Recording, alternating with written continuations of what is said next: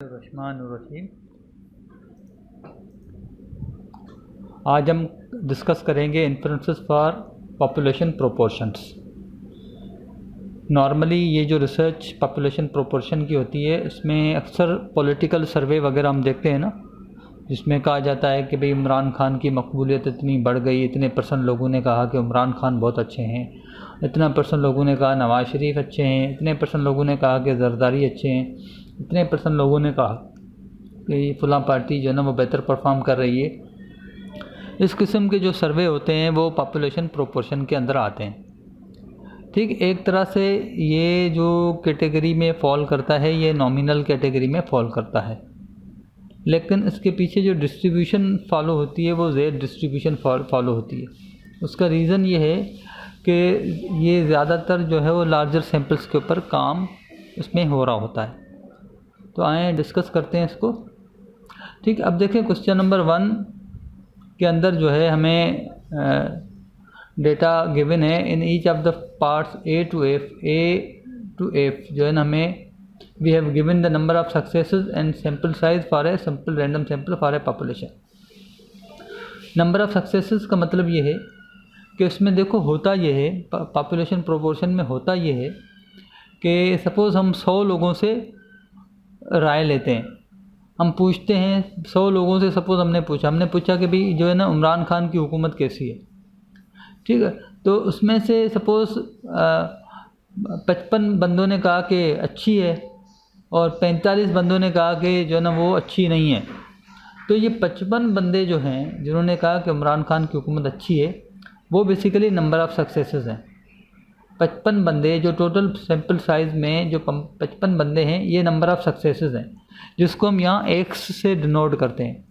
जिसको हम यहाँ जैसे पार्ट ए में देखें एक्स इक्वल टू 8। इसका मतलब ये है कि हमने 40 लोगों से कोई पर्टिकुलर मामले के बारे में राय ली, उसमें 8 लोगों ने जो है ना उसके बारे में जो है ना पॉजिटिव या उसके रिस्पॉन्ड में यस का। ठीक है, तो ये 8 जो है वो नंबर ऑफ़ सक्सेसेस है। ठीक है, नंबर ऑफ़ सक्सेसेस। और जो इसका रिमेनिंग पार्ट होगा यानी 40 में से अगर 8 लोगों ने नंबर ऑफ़ यानी उस मामले में यस का है तो 32 लोगों ने नो का होगा, तो वो 32 जो है वो नंबर ऑफ़ फेल्योर्स हैं। ठीक है, एक्स जो है नंबर ऑफ़ सक्सेसेस हैं और एन माइनस एक्स जो होगा वो नंबर ऑफ़ फेल्योर्स होगा। तो in each parts A to F we have given the number of successes and the sample size for a simple random sample from a population.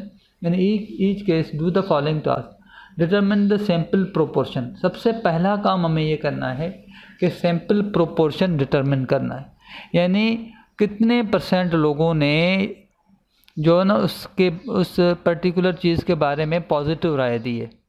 तो अब देखें हम case ए में देख लें।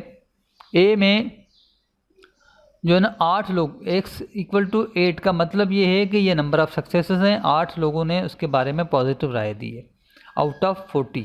अब हम इसका परसेंटेज निकालते हैं। ये देखें आंसर लिखा हुआ है, आंसर है A1 का मतलब है कि हम पार्ट ए कर रहे हैं और बेसिकली पार्ट 1 कर रहे हैं। 1 का जो है ना 1 यानी डिटरमिन द सैम्पल प्रोपोर्शन, जो उसका जो पार्ट 1 है उसका हम ए कर रहे हैं, तो इसीलिए मैंने इसको A1 लिखा है। तो सैम्पल प्रोपोर्शन जो है, जो सैम्पल प्रोपोर्शन को हम पी कैप से डिनोट करते हैं, पी कैप से डिनोट करते हैं, यानी पी के ऊपर कैप हम लगाते हैं तो इसको पी कैप बोलते हैं। तो पी कैप के साथ हम इसको डिनोट करते हैं। उसका फार्मूला है एक्स डिवाइडेड बाय एन। ठीक है, अब एक्स हमारा 8 है, ये देखें डेटा में एक्स 8 है, एन हमारा 40 है। डिवाइड किया तो 0.2 आ गया। 0.2 का मतलब है 20%, यानी 20% लोगों ने किसी पर्टिकुलर सिचुएशन के बारे में जिसमें ये रिसर्च हुई है इसको जो है ना वो यस का है। ठीक है, अब पार्ट बी में कहा गया है decide whether the using one proportion rate interval procedure is appropriate. क्या इस डेटा के ऊपर ये जो A B C D E F इसमें जो है रेट इंटरवल प्रोसीजर अप्लाई हो सकता है या अप्लाई नहीं हो सकता। तो इसको देखें, उसका तरीका ये है कि अभी मैं सिर्फ ए को चेक करूँगा, ए को जब आप समझ जाएंगे तो B C D E F आप खुद ही कर लेंगे। ठीक है, तो अब इसमें जो है ना पॉपुलेशन प्रोपोर्शन को अप्लाई करने के लिए हमारे पास जो है ना ये पॉपुलेशन प्रोपोर्शन का जो है ना फार्मूला है, और ये इसकी अजम्पशंस हैं, सबसे पहली अजम्पशन है सिंपल रैंडम सैंपल। तो नॉर्मली जितने भी हमारे सैंपल होते हैं ये सिंपल रैंडम सैंपल ही होते हैं। अब असल में जो मेन इसकी अजम्पशन है वो है assumption number 2, the number of successes जो है वो x है, द नंबर ऑफ फेल्यूर्स जो है वो n-x है, आर बोथ 5 आर ग्रेटर। यानी मिसाल अगर ये 40 लोग हैं तो उसमें से यस कहने वाले लोग जो हों वो कम से कम 5 या 5 से ग्रेटर हों, या जो ना कहने वाले लोग वो भी 5 या 5 से ग्रेटर हों। तो हमारे केस में जो यस कहने वाले लोग हैं या नंबर ऑफ़ सक्सेसेस हैं वो 8 हैं, जबकि नंबर ऑफ़ फेल्यूर्स जो हैं वो 32 हैं। तो 8 भी 5 से ज़्यादा है और 32 भी 5 से ज़्यादा है, तो लिहाजा ये अजम्पशन जो है वो सेटिस्फाई हो रही है। ठीक है, तो हो रही है तो फिर उसके ऊपर जेड इंटरवल प्रोसीजर जो है अप्लाई हो सकता है। तो आप देख सकते हैं A2 यानी पार्ट नंबर 2 का जो ए हमने अप्लाई किया, नंबर ऑफ एक्स जो है 8 है, and 40 - 8 32, both are greater than 5। ठीक है, तो ये अप्लाई हो सकता है। अब आते हैं पार्ट 3 पे। If appropriate use the one proportion rate interval procedure to find the confidence interval at the specified confidence level. अब देखें पार्ट ए में 95% कॉन्फिडेंस लेवल हमें गिवन है। अब हमें जब ये पता लग गया कि इसके ऊपर अप्लाई हो सकता है तो हम क्या करेंगे, ये कॉन्फिडेंस इंटरवल जो है ये वाला फार्मूला लिखा हुआ है ये हम अप्लाई करेंगे यहाँ पर और उसको चेक करेंगे। ठीक है, अब जो है हमारे पास अल्फ़ा हमें यानी कॉन्फिडेंस लेवल हमें गिवन है 95%। तो स्टेप 1 में देखें for a confidence level 1 - alpha करें, 1 - अल्फ़ा हमने किया तो 95% जो है हमारा कॉन्फिडेंस लेवल है, तो 1 - अल्फ़ा यानी 5% हमारा कॉन्फिडेंस लेवल हो गया, 95% हमारा कॉन्फिडेंस लेवल हो गया और 5% हमारा अल्फ़ा हो गया। अब यूज़ टेबल 2 यानी जेड टेबल इसके अंदर यूज़ होता है, जो हम काफ़ी मरतबा यूज़ कर चुके हैं, तो अब आपको जो है ना वो बड़ा आसान हो गया होगा आपके लिए। तो सिंपली जेड अल्फ़ा/2 करेंगे तो अल्फ़ा 5% है, डिवाइडेड बाय 2 करेंगे तो 2.5% हो जाएगा। याद रखें कॉन्फिडेंस इंटरवल जब भी हम फाइंड करेंगे α/2 होगा, α/2 होगा जब भी कॉन्फिडेंस इंटरवल करेंगे। हाइपोथेसिस टेस्टिंग में 1 टेल्ड या 2 टेल्ड का सिस्टम होता है, कॉन्फिडेंस इंटरवल में ऐसी कोई कहानी नहीं है। तो आते हैं, ये फार्मूला है P cap Z alpha into P cap 1 - P cap divided by n। ठीक है, अब पी कैप हमने ये थोड़ी देर पहले पार्ट ए में देखें ये 0.2 हमने कैलकुलेट किया, ये पी कैप हमने रखा 0.025 जो हमारी जेड अल्फ़ा/2 को यानी 0.05 को जब हमने डिवाइड किया, 95% कॉन्फिडेंस लेवल था तो अल्फ़ा जो है 0.05 हुआ, उसको हमने डिवाइडेड बाय 2 किया तो 0.025 हो गया। 0.025 की टेबल वैल्यू जब हमने फाइंड की तो वो आ गई 1.96। लाजमी बात है 2 टेल्ड होता है कॉन्फिडेंस इंटरवल, तो एक वैल्यू प्लस एक वैल्यू माइनस, तो 1.96। तो ये हमने पुट किया जेड अल्फ़ा/2। उसके बाद फार्मूले में देखें फिर पी कैप है, पी कैप हमने लिखा 1 - पी कैप और एन हमारा 40 है। तो जब हमने ये कैलकुलेट किया तो कॉन्फिडेंस इंटरवल की जो रेंज बन रही है वो 0.076 से लेके 0.324 तक बन रही है। तो ये हमारा कॉन्फिडेंस इंटरवल भी कैलकुलेट हो गया। ठीक है, अब जो उसके बाकी पार्ट हैं, ठीक है, ये solve part B C D E and F, refer part A of question number 1। जिस तरीके से अभी हमने ये पार्ट ए किया है यानी 1 2 3 ये तीनों चीज़ें हमने पार्ट ए के ऊपर अप्लाई की हैं, उसी तरीके से आपको part B C D E F के ऊपर भी ये चीज़ें अप्लाई करनी है। अब आते हैं 1 प्रोपोर्शन हाइपोथेसिस टेस्टिंग में। उसको ये लिखा हुआ है, यानी ये इसका प्रोसीजर है। अब इसमें सिर्फ ये अजम्पशन नंबर 2 देख लें, both n p naught and n 1 minus p naught और 5 आर ग्रेटर। ये वही चीज़ है जो पीछे अभी थोड़ी देर पहले हमने चेक की है, वही चीज़ है। अब इसको जो है ना यहाँ पी नॉट जो है ना वो बेसिकली जो अभी हम नल हाइपोथेसिस अल्टरनेट हाइपोथेसिस बनाएंगे, उसमें अभी मैं आपको आगे की स्लाइड में दिखाता हूँ। तो पी नॉट बेसिकली वो वैल्यू है जो यहाँ पर देखें आप, अभी शायद आपको यहाँ क्लियर ना हो, लेकिन ये सिर्फ आप प्रोसीजर देख लें। आगे हम बढ़ते हैं, वही 6 स्टेप हैं, हर फार्मूले का अपना अपना एक प्रोसीजर है जो कि अभी तक हम डिस्कस करते आ रहे हैं। तो आगे बढ़ते हैं। अब देखिए क्वेश्चन नंबर 2 है, in each of part A to F we have given the number of successes and sample size for a simple random sample from a population, in each case do the following. Question number 2 में again हमें A to F data given है, ठीक है। Number of successes given है, number of successes का मतलब है x की वैल्यू, इसका जो रिमेनिंग पोर्शन होगा, यानी 40 में से 8 अगर सक्सेसेस हैं तो 32 फेल्योर होंगी, ठीक है। तो ये डेटा हमें गिवन है। Determine the sample proportion, determine the sample proportion. अब क्वेश्चन नंबर 2 का पार्ट ए हमने किया है यहाँ पे। अब यहाँ पे थोड़ी नहीं, बिल्कुल सही जा रहे हैं हम। तो देखें पार्ट 1 था, पार्ट 1 का हमने ए किया है, A1 हमने किया है। सैम्पल प्रोपोर्शन हमने कैसे कैलकुलेट किया, पी कैप से हम डिनोट करते हैं। तो x divided by n, x हमारा 8 है, 40 हमारी n है, सैम्पल साइज़ है, तो ये 0.2 हमारा सैम्पल प्रोपोर्शन आ गया। अब दूसरा पार्ट 2 में कह रहा है decide whether using the one proportion test is appropriate. अब पीछे जैसे मैं आपको बता चुका हूँ कि सिंपल रैंडम सैंपल, तो वो हमें डेटा में बता रहा है कि ये सिंपल रैंडम सैम्पलिंग, सिर्फ ये है कि ये both n p o naught and n minus 1 minus n p o naught are 5 are greater, ये वाली कंडीशन हमें देखनी है कि अगर ये सेटिस्फाई होगी तो हम ये प्रोसीजर अप्लाई करेंगे, अगर ये वाली कंडीशन सेटिस्फाई नहीं होगी तो प्रोसीजर अप्लाई नहीं करेंगे। आगे बढ़ते हैं। तो पार्ट 2 का हम ए के ऊपर पार्ट 2 यानी अप्लाई कर रहे हैं। तो आंसर A2 जो है वो हम देखते हैं कैसे सॉल्व हुआ है। तो देखिए both n p naught and n 1 minus p naught are 5 are greater, check assumption two previous slide, ये मैंने आपको स्लाइड दिखा दी।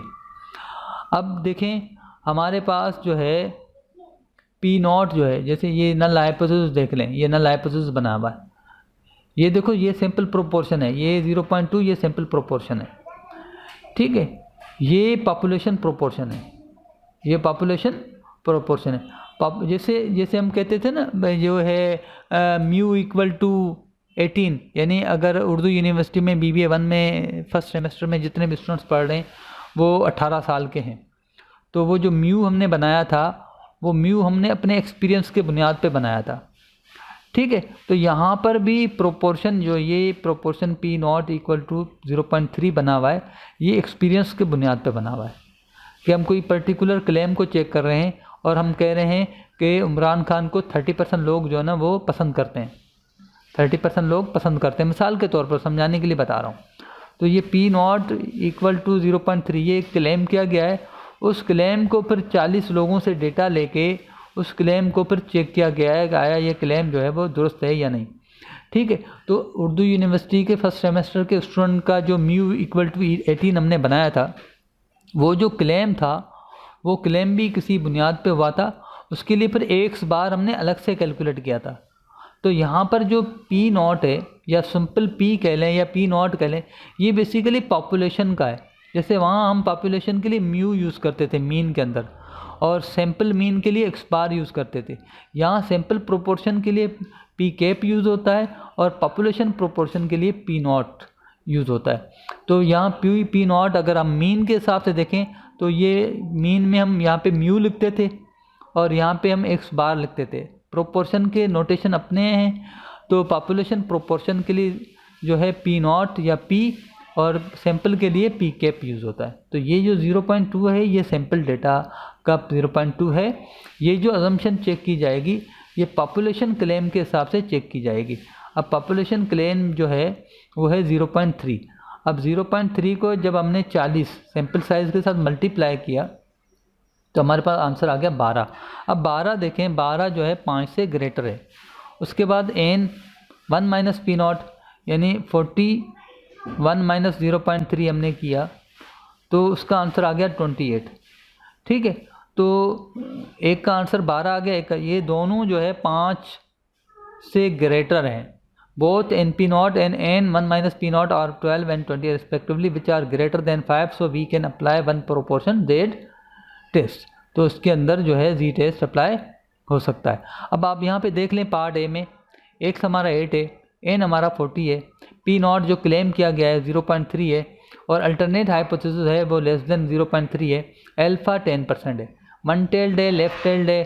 तो लिहाजा अगले स्लाइड में हम उसको देखते हैं हाइपोथेसिस टेस्टिंग कैसे हुई है।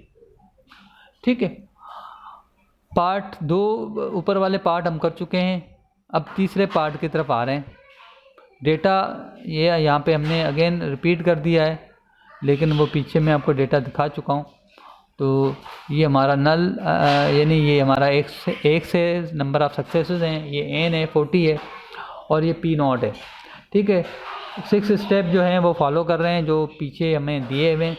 नल हाइपोथेसिस हमने बना दिया, p equal to 0.3, population proportion is 0.3 और 30%, and p less than 0.3, population proportion is less than 0.3 और 30%, सिग्निफिकेंस लेवल 10% और 0.1।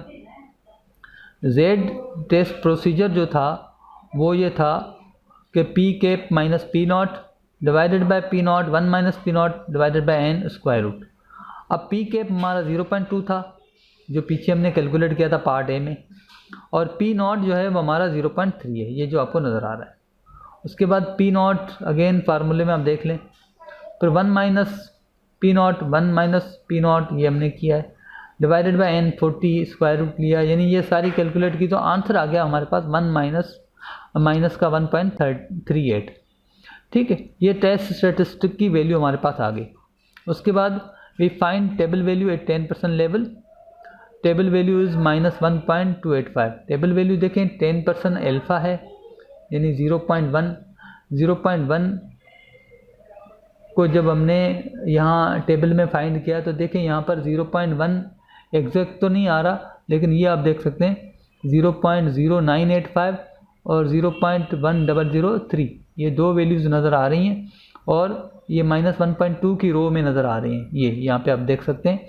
तो हम क्या करेंगे, रो वाली वैल्यू तो -1.2 हम एज इट इज़ ले लेंगे, लेकिन चूँकि 0.1 जो है इसके दरमियान में आ रहा है तो ये इसकी जो जिस रेंज में वो आ रहा है इसकी कॉलम वैल्यूज़ को हम दोनों को जो कि 0.09 और 0.08 है दोनों को ऐड करेंगे तो 0.15 बन जाएगी, और उसको डिवाइडेड बाय 2 करेंगे तो 0.085 होगा।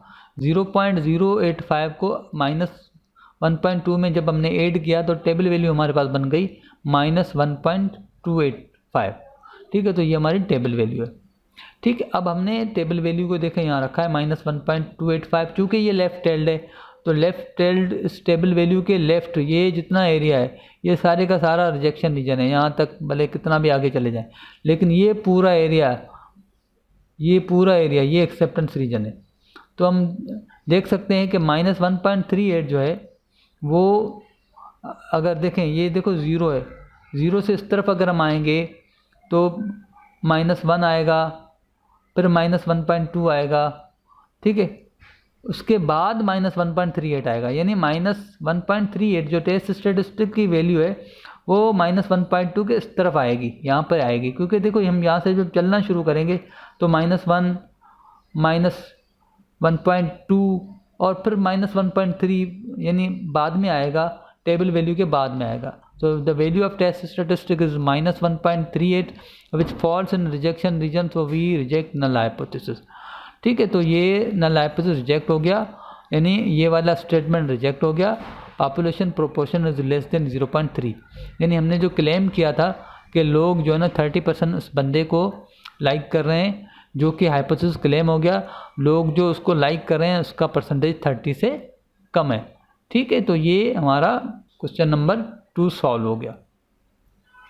ठीक, अब इसी सवाल को मैंने पी वैल्यू के साथ किया है। देखिए पी वैल्यू में जैसे अभी थोड़ी देर पहले हमने एल्फ़ा की मदद से, देखिए मैंने ये एल्फ़ा की मदद से ये टेबल वैल्यू फाइंड की -1.2 और ये इसको एवरेज लिया था, तो टेबल वैल्यू मेरे पास आ गई थी -1.285।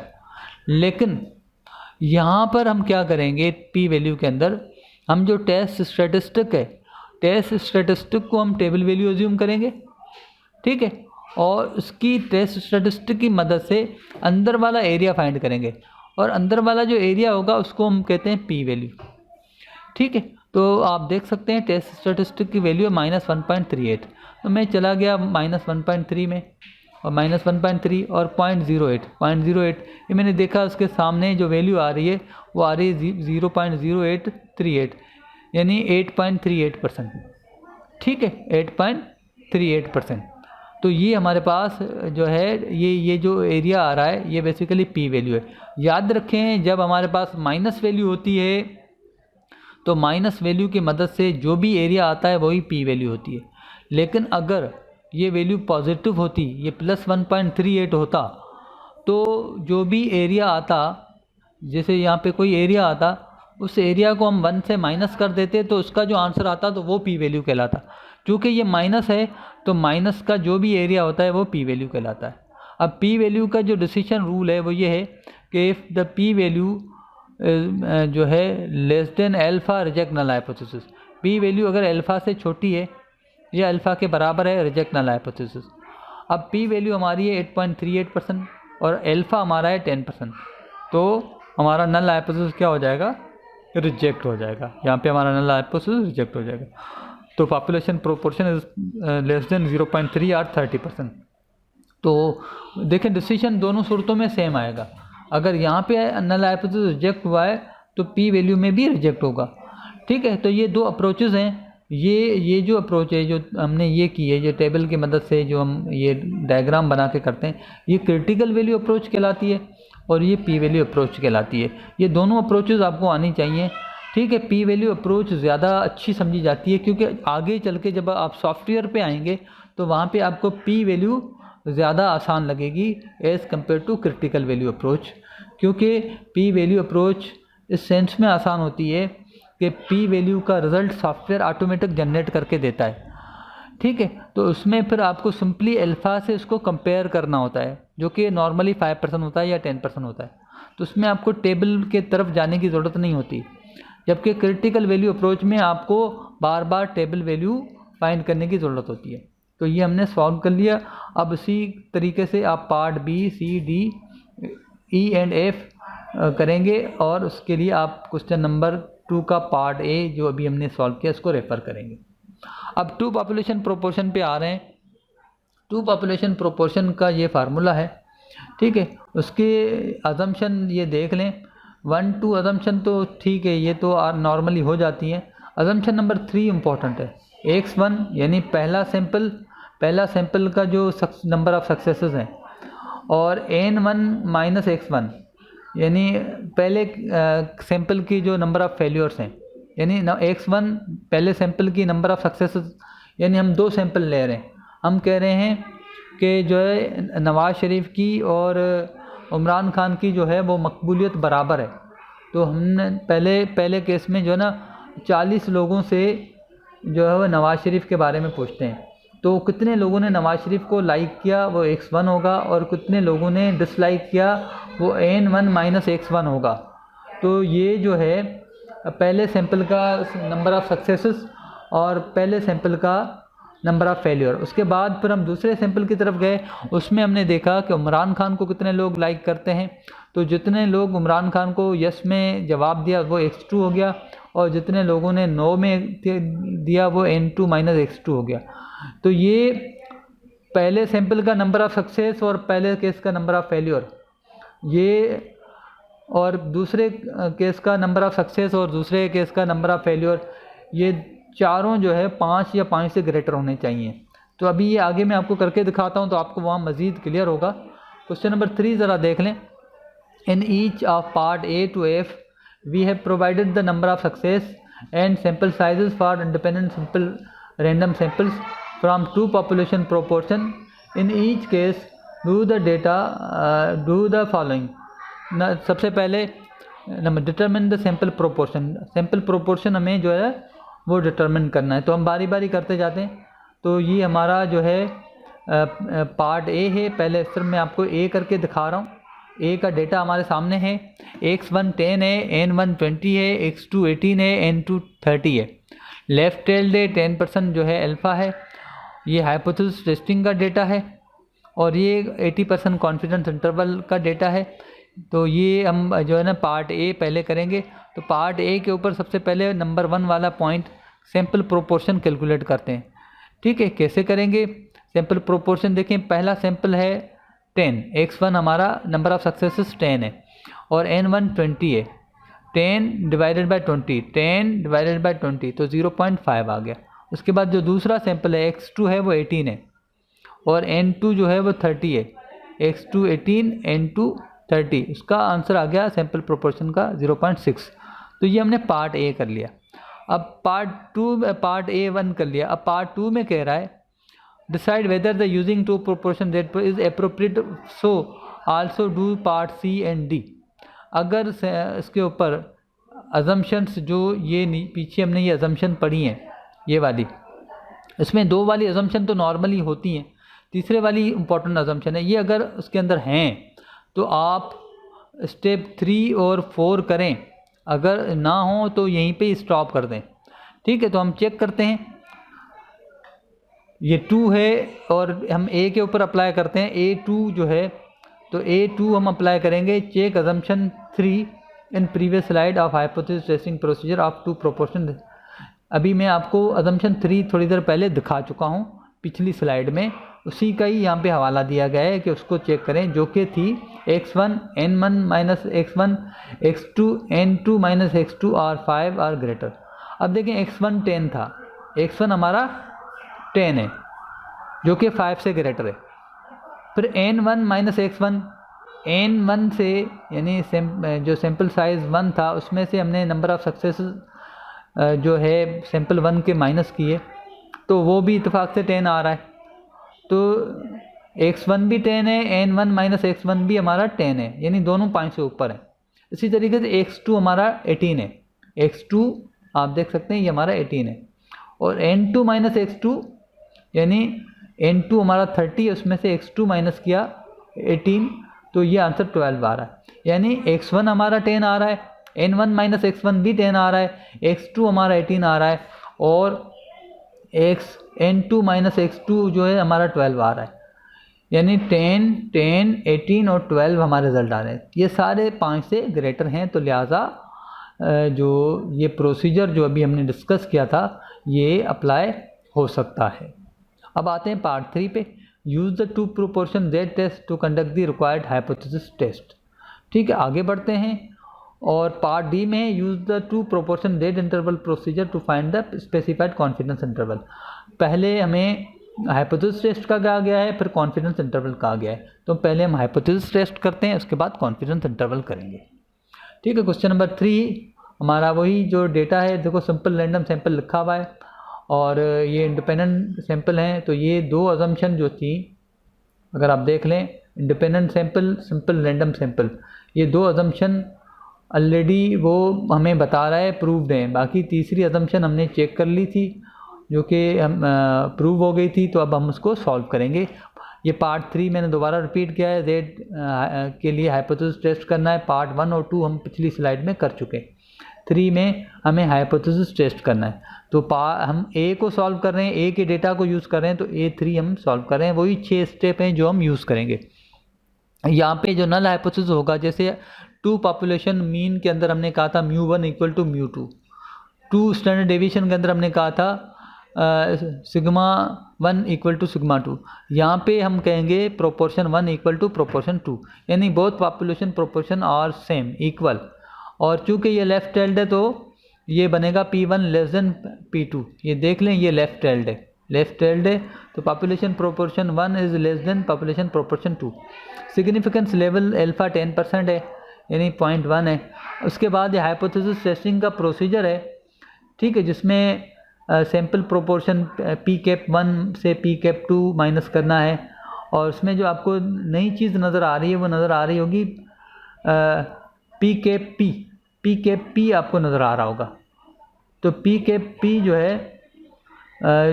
है वो कैसे सॉल्व होगा, ये देखें पी के पी का फार्मूला लिखा हुआ है। बाकी पी कैप 1 जो है वो ऐसे सॉल्व होगा, पी कैप 2 ऐसे सॉल्व होगा। वैसे ये पिछली स्लाइड में ये देखें पी कैप 1 हमने ये सॉल्व कर लिया था, ये पी कैप 1 हमने सॉल्व कर लिया था और ये पी कैप 2 भी हमने सॉल्व कर लिया था, ठीक है। लेकिन यहाँ दोबारा से मैंने वही फार्मूला दे दिए हैं ताकि आसानी हो कि पी कैप 1 कैसे कैलकुलेट हो रहा है और पी कैप 2 कैसे कैलकुलेट हो रहा है और ये पी पी कैसे कैलकुलेट हो रहा है। पी पी कैलकुलेट करने के लिए x1 + x2 divided by n1 + n2। तो सबसे पहले आते हैं पी कैप 1 10 डिवाइडेड बाय 20 जो कि 0.5 है और पी कैप 2 18 डिवाइडेड बाय 30 जो कि 0.6 है। देखें पीछे भी हमने यही कैलकुलेट किया था जो आपको यहाँ नज़र आ रहा है और यहाँ पर भी यही रिज़ल्ट है, सिर्फ पी पी नई चीज़ है। तो जो हमारे पास x1 है वो 10 है, x2 जो है वो हमारे पास 18 है और n1 जो है वो हमारे पास 20 है और n2 हमारे पास 30 है। जो हमने ये सॉल्व किया तो ये इसका आंसर आ रहा है 0.6। तो ये जब हमने सारी कैलकुलेशन कर ली, बाकी n1 और n2 हमें गिवन है, तो अब हम डेटा पुट कर रहे हैं। तो पहला पी कैप 1 जो 0.5 था माइनस कर देंगे 0.6 और फिर 0.56 पी पी था 1 माइनस 0.56। ये फार्मूले में आप देख सकते हैं P cap P 1 minus p cap P 1/n1 1/n2। ये सारा डेटा हमने ये पुट कर लिया, फाइनल रिजल्ट हमारे पास आ गया -0.7। स्टेप 4 है we find table value at 10% level. Table value is 1.285। Table value देखो 10% वो है, जेड टेबल है तो 10% लेफ्ट टेल्ड है, तो वही टेबल वैल्यू जो आएगी जो पिछले हम कैलकुलेट कर चुके हैं। क्योंकि जेड प्रोसीजर आपको पता है उसमें डिग्री ऑफ फ्रीडम या कोई चक्कर नहीं होता, वो सीधी सीधी अल्फ़ा को देखते हुए हम वैल्यू फाइंड करते हैं। तो वही वैल्यू हमारे पास आ गई 1.285। अब देखें ये 0 है, 0 से इस तरफ चलेंगे तो ये -0.7 जो है जो यहाँ कहीं आएगा, यानी ये -1.285 से पहले आएगा। तो हम कह सकते हैं कि ये एक्सेप्टेंस रीजन में है, यानी do not reject null hypothesis वाले रीजन में। तो value of test statistics is 0.7 which falls in non rejection region, so we fail to reject null hypothesis. तो हम स्टेप 6 में कहेंगे both population proportion are equal. उसके बाद इसी सवाल को मैंने जो है पी वैल्यू अप्रोच के साथ किया है। Use the 2 proportion rate test to conduct the required hypothesis test, वही डेटा है, ठीक है।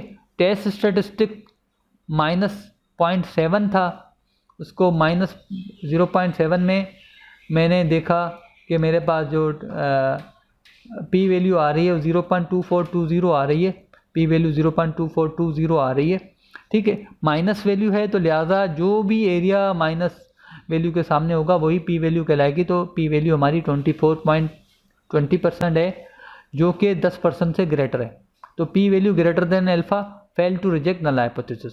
तो both population proportion are equal, तो बोथ दोनों क्रिटिकल वैल्यू और पी वैल्यू अप्रोच से दोनों से हमारे आंसर सेम आ रहे हैं। उसके बाद जो है कॉन्फिडेंस इंटरवल एस्टीमेट हमें करना है। 80% कॉन्फिडेंस इंटरवल है, ठीक है। कॉन्फिडेंस इंटरवल डेटा तकरीबन वही जो हम पीछे से देखते आ रहे हैं वही है।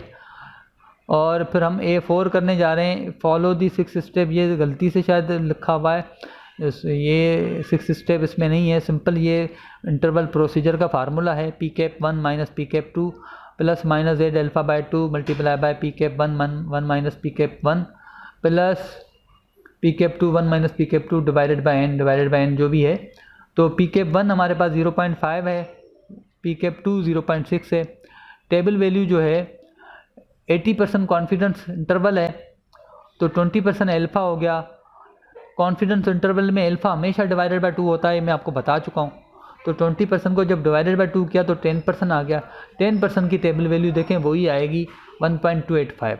मल्टीप्लाई किया उसके बाद 0.5 1 माइनस 0.5 0.6 1 माइनस 0.6, ये डेटा हमने पुट किया फार्मूले में देखें। और फिर मेरे पास जो रेंज आ गई वो आ गई 0.08398 से लेके 0.284 तक, ठीक है।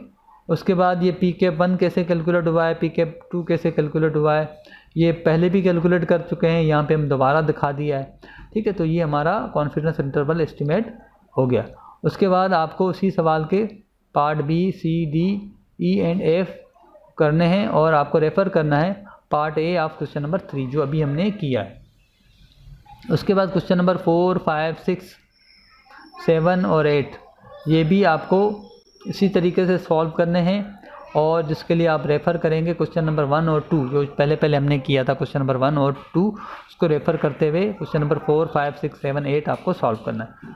उसके बाद क्वेश्चन नंबर 9, 10, 11, 12 इसके लिए 9, 10, 11, 12 के लिए आप क्वेश्चन नंबर जो रेफ़र करेंगे वो करेंगे क्वेश्चन नंबर 3 क्योंकि ये 2 पॉपुलेशन प्रोपोर्शन का है। ये जो क्वेश्चन थे ये 1 पॉपुलेशन प्रोपोर्शन के थे क्वेश्चन नंबर 4, 5, 6, 7, 8 जबकि ये जो सवाल हैं ये 2 पॉपुलेशन प्रोपोर्शन के हैं। इसके लिए आप क्वेश्चन नंबर 3 को रेफ़र करेंगे। Thank you very much.